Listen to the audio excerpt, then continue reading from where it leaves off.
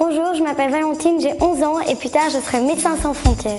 Moi, c'est Cléry et j'ai le même rêve que Valentine. Vous voulez savoir pourquoi? Nous allons vous l'expliquer et tout vous révéler sur Médecins sans frontières.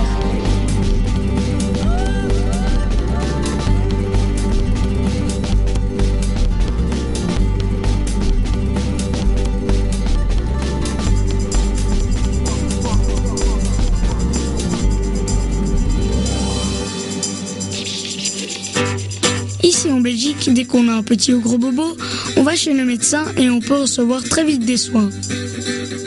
Dans de nombreux pays, il est beaucoup plus difficile de se faire soigner pour différentes raisons. Certains pays sont en guerre ou connaissent par exemple une catastrophe naturelle. Dans ces contextes difficiles, il n'y a pas assez de personnel ni assez de structures médicales pour venir en aide à tout le monde. C'est pour ces raisons que nous voulons nous engager plus tard chez MSF. Mais en fait, Valentine, tu sais comment ça a commencé, MSF ?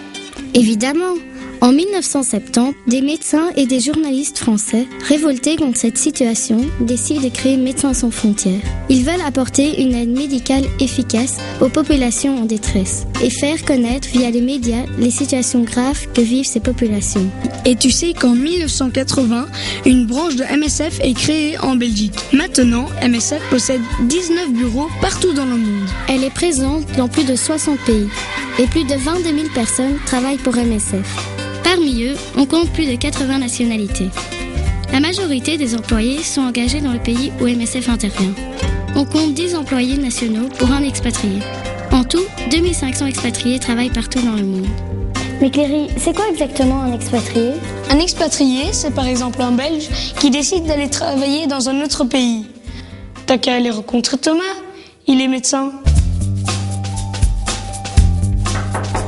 Entrez. Salut Thomas. Bonjour Valentine, assieds-toi. Alors toi tu es un expatrié ? Oui, je viens de faire ma première mission au Tchad comme médecin. Mais c'est quoi ton rôle exactement ? Au Tchad, j'étais amené à soigner des civils qui ont fui les combats et qui viennent pour avoir des soins pour des blessures infectées, pour des infections respiratoires, pour des diarrhées. Mais dans l'unité d'urgence, on accueillait aussi des blessés de guerre. Alors il faut faire très vite quand des blessés de guerre arrivent, il faut vite les stabiliser, les perfuser, traiter leurs hémorragies. Et dès que ça c'est fait, les chirurgiens peuvent opérer ceux qui ont eu des balles ou des éclats d'obus. Parfois, quand il y a une grosse urgence, les chirurgiens travaillent même 24 heures sur 24. Tu es resté longtemps au Tchad ? Ma première mission, cette fois-ci, a duré 7 mois. Mais certaines missions chez MSF peuvent durer beaucoup plus longtemps si le contexte le nécessite, comme par exemple les projets SIDA en Afrique du Sud.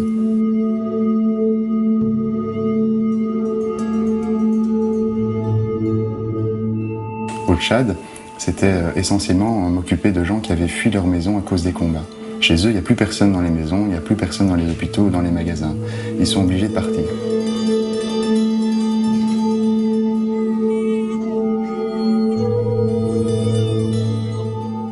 Certains d'entre eux, ils savent aller chez des proches ou de la famille, mais la toute grande majorité sont obligés de s'entasser dans des camps de réfugiés.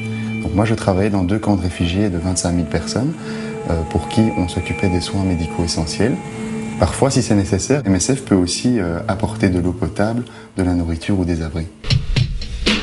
Ce qui est aussi important de savoir, c'est que MSF ne prend pas parti lors d'un conflit. Partout sur les voitures et à l'entrée des cliniques, le logo MSF et l'autocollant pas d'armes sont mis en évidence. MSF soigne tout le monde, quel que soit son camp, sa communauté, son appartenance politique ou religieuse.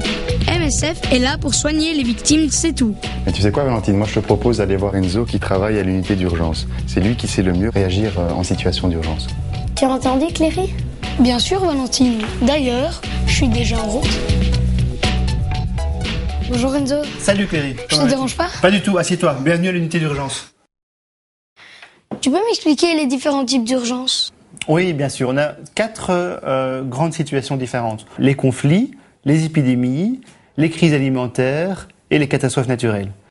Par exemple, dans une situation de tremblement de terre, beaucoup de maisons sont détruites, il y a beaucoup de ruines, et les personnes qui sont évacuées, qui sont sorties des décombres, ont besoin d'être soignées. Très souvent, il n'y a ni de médicaments, ni de médecins, et dans ces situations-là, Médecins sans frontières intervient. Toujours dans ces situations de tremblement de terre, on rencontre très souvent ce qu'on appelle le crush syndrome en anglais. En fait, ce sont des victimes qui ont eu les muscles écrasés sous les décombres, une toxine qui a été libérée par les muscles et qui a envahi le sang.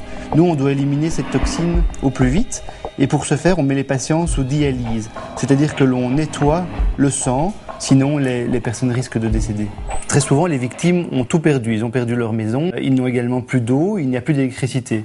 Et par exemple, pour fournir de l'eau, Médecins sans frontières doit former les personnes qui partent en mission. Et justement, pour le moment, on a une formation en cours donc à MSF Supply, et donc je t'invite à aller retrouver là-bas l'équipe. Bon si Cléry va chez MSF Supply, je fais quoi moi ?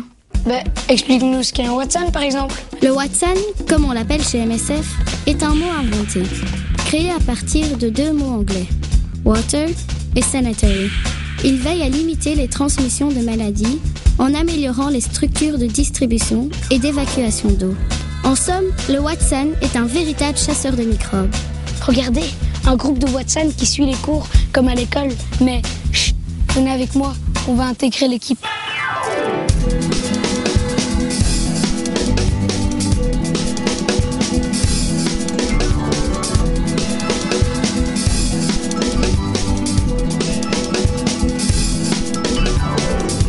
Alors Frédéric, que font les Watson sur le terrain ? On travaille en fait dans 3 domaines. C'est l'eau, l'assainissement, c'est-à-dire rendre le milieu plus propre, et la lutte contre certains insectes qui transmettent des maladies. Donc le premier domaine, c'est l'eau. En fait, dans beaucoup de nos contextes, on travaille avec des réfugiés, des personnes qui ont dû quitter leur milieu pour des causes de guerre ou d'épidémie. Et quand ils arrivent sur le site, ils n'ont pas d'accès à l'eau parce que c'est un terrain qu'ils ne connaissent pas. Et donc, le rôle du Watson, c'est de fournir de l'eau le plus vite possible. Quand l'eau est pompée, on la met dans un grand réservoir comme ceci, où elle est traitée avec du chlore pour la rendre potable.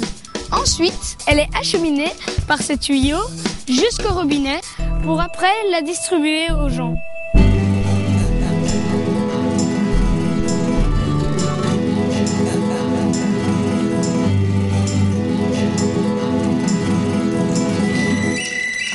Valentine, t'es toujours là ? Ben oui, je suis là, Cléry. Je suis dans un groupe de télécom et c'est super intéressant. Allô Kinshasa, ici Bruxelles. À toi. Allô Bruxelles, ici Kinshasa. Est-ce que tu me reçois bien, à toi ? Bonjour Yann. Bonjour Valentine. Pourquoi la télécommunication est si importante pour Médecins sans frontières ? Parce que dans les contextes dans lesquels on travaille, il y a de l'insécurité. Et on a besoin d'être en contact en permanence. Les téléphones portables et les téléphones fixes sont pas aussi fiables qu'ici. Mais toi Cléry, qu'est-ce que t'es en train de faire ? Frère Valentine, ici, ce sont des toilettes d'urgence. Ben oui, quand on n'a pas le temps de faire des toilettes en béton, on creuse des trous bien profonds, puis on place des plaques en plastique comme ceci. On a les dessins pour les pieds et le trou pour... Tu vois ce que je veux dire ?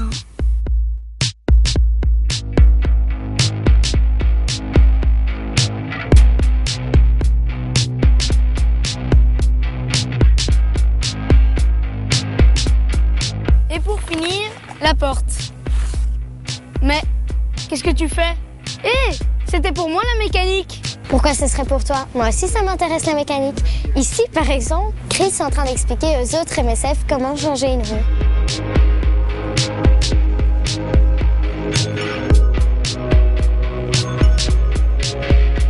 Maintenant qu'on a vu comment les Watson et les logisticiens travaillent, il est temps de retourner à MSF Bruxelles pour découvrir les autres métiers de Médecins sans frontières. Ah, vous êtes là, vous tombez bien. On a 2 MSF qui reviennent d'une mission exploratoire dans l'est du Congo. On commence une réunion d'urgence, on va lancer une intervention. Vous venez avec moi ? Si Renzo est pressé, c'est parce que chaque semaine, les responsables de l'unité d'urgence se réunissent pour coordonner les actions. Et cette semaine, il y a une urgence dans l'est du Congo. T'en sais un peu plus, Cléry ? Oui, Valentine, regarde, c'est ici, à Massissi, une ville à l'est du Congo, qu'on a constaté une augmentation de cas de rougeole. Il faut agir vite, car si les malades ne sont pas pris en charge, ils risquent de mourir. C'est vrai, cette maladie est la première cause de mortalité chez les enfants en Afrique et en Asie. Pourtant, il existe un vaccin efficace et pas cher. Valentine, va rencontrer Louis, il est infirmier et il revient de là-bas. Bonjour Louis. Bonjour Valentine. Alors, il paraît que tu rentres du Congo? Oui, je suis rentré au fait ce matin du Congo. Je souhaite directement aller au pôle d'urgence pour présenter un peu le rapport de l'épidémie. Tu sais, il y a une grande épidémie là-bas. On va envoyer du matériel et des médicaments pour vacciner 625 000 enfants. 625 000? Et oui, tu sais que là-bas, en Afrique ou en Asie, beaucoup d'enfants, s'ils ne sont pas vaccinés, meurent. Ils meurent de la méningite, ils meurent de la rougeole, et il faut tout de suite réagir et les vacciner. En plus, il y a pas mal d'enfants qui souffrent aussi de malnutrition. C'est quoi juste la malnutrition? Un enfant malnutri, c'est un enfant qui est au fait trop maigre pour sa taille. Et comment le mesurer? Eh bien, on prend un bracelet qu'on appelle un bracelet MUAC, et qu'on met au niveau du bras de l'enfant. Voilà, on serre ici. Et la couleur que tu vois là, c'est quoi? C'est vert. Eh bien, vert, ça veut dire que toi, tu n'es pas malnutri. Mais que les enfants là-bas, quand on va jusqu'aux couleurs jaune ou rouge, il faut tout de suite agir et leur donner des aliments riches et beaucoup de protéines et qui puissent reprendre du poids, parce que c'est souvent un enfant qui est malade et qui a des complications. En plus, un enfant malnutri, il faut directement le vacciner contre la rougeole. Et tu sais où ils se trouvent ces vaccins, Cléry? Chez MSF Supply, là où on a rencontré les logisticiens. Tu te souviens? Ben oui, il y a un grand entrepôt où tout le matériel se trouve avant d'être envoyé dans les pays en difficulté. Et le matériel part soit en bateau, soit en avion. S'il faut aller vite, comme pour les médicaments, ce sera en avion. Si c'est du matériel plus gros et moins urgent, ce sera alors en bateau. Comment faites-vous pour que les médicaments arrivent sans avoir trop chaud? Ah mais ça c'est un très grand défi. On doit envoyer la marchandise dans les 72 heures. Regarde, on doit maintenir la chaîne de froid entre 2 et 8 degrés. On a des petites cartes comme ça, jaunes, tu vois, sur lesquelles on peut suivre l'évolution de la température. Regarde Valentine, je vais tirer la petite languette ici, regarde, je la tire, voilà. Et viens avec moi, on va aller dehors et tu vas voir, ça va changer.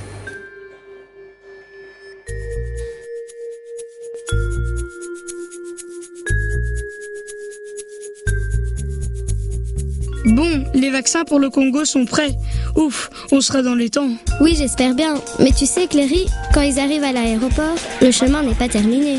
Le matériel doit être envoyé dans les régions où l'urgence se passe. Parfois, les routes ne sont pas praticables et les MSF doivent trouver des moyens pour acheminer au plus vite les médicaments. Il arrive qu'ils utilisent des petits bateaux ou des motos pour arriver au bout de leur destination. Pour arriver sur place, les vaccins sont stockés dans les entrepôts de Médecins sans frontières et tu vois, une fois que tout est arrivé là-bas, la vaccination peut commencer.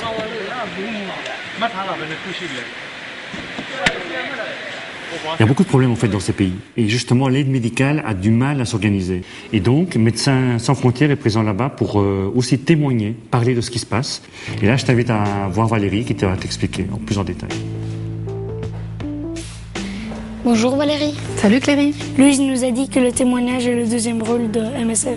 Eh bien absolument. C'est vrai qu'en plus de soigner les populations, Médecins sans frontières va parler, va prendre la parole, par exemple dans les médias, pour dénoncer les difficultés que peuvent rencontrer une population, pour dénoncer leur sort, pour dénoncer les injustices et toutes leurs souffrances. Alors on le fait dans l'espoir d'améliorer le sort de ces populations. Et vous parlez que des pays dans lesquels vous allez? Oui, effectivement. En fait, on ne parle que de ce qu'on voit. Et comme ces populations, on les voit, on les soigne, comme ces populations nous racontent ce qu'elles vivent, effectivement, on peut parler en leur nom, parler, dénoncer ce qu'elles vivent. Et vous faites aussi des campagnes? Oui, on fait aussi des campagnes. C'est-à-dire qu'on informe les gens du travail de Médecins sans frontières pour qu'ils aient envie de nous soutenir, nous donner de l'argent pour continuer à sauver des populations. Alors pour ça, on fait parfois des pubs au cinéma ou à la télévision. Celle-ci, par exemple, montre que le sida fait des ravages partout où il passe et que les malades doivent absolument avoir accès à des médicaments.